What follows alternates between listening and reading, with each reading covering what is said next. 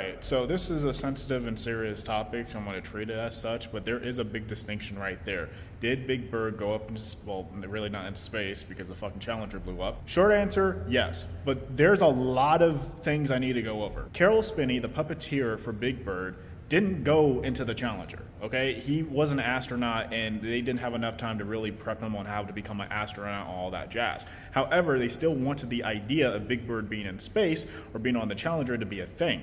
So they compromised on a small plan of just getting the head of Big Bird, like the puppet, because you have to understand that the entire puppet, like the suit, is huge. It's massive. But they were determined to get this puppet on board. They were determined to get Big Bird on board. So they settled on just having the head up there. An astronaut up there would put like the head on, or I guess on its hand, because Big Bird, the head is actually the hand part. I'm not going to explain Big Bird. Look it up. And they will film or take pictures in a way to where you just see his head and you just see the rest of the spaceship, or you see his head and then you see like a window on the shuttle or something. And it would be a whole Sesame Street special when he comes back down. You know, he talks to the humans in Sesame Street and the other puppets. How was your trip, Big Bird? How was it on the Challenger? Oh, it was great. It was supposed to be a whole thing. Now, of course, on the news broadcasting of the day, the kids were told that Big Bird was on the Challenger. This is the headache part. Millions and millions of children who watched Sesame Street was told Big Bird was on the Challenger. They did it like a little cute segment. You know how they're talking to the people in the fucking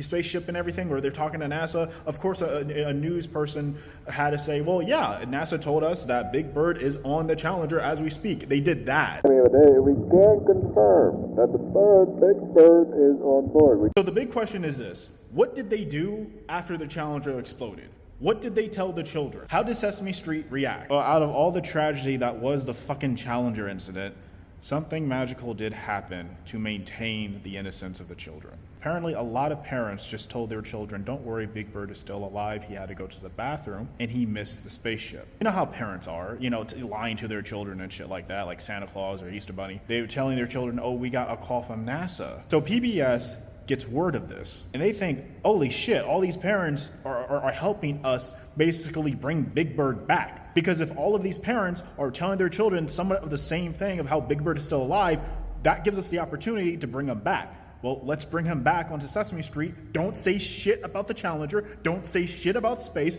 Don't say shit about a spaceship. Just put him back and just let him be.